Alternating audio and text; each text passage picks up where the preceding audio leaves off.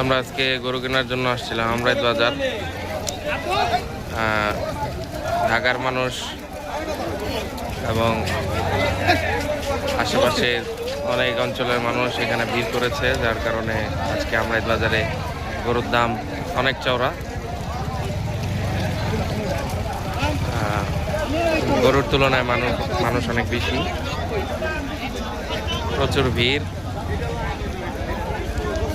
হাটের অবস্থাও খুবই বাজে।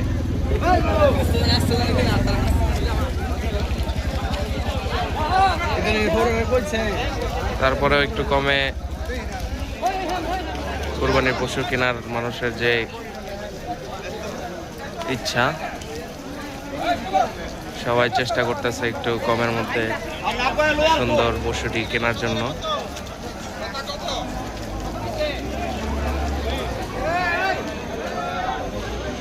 অনেকেই কিনতে পারছে, আবার অনেকেই হতাশে ফিরে যাচ্ছে।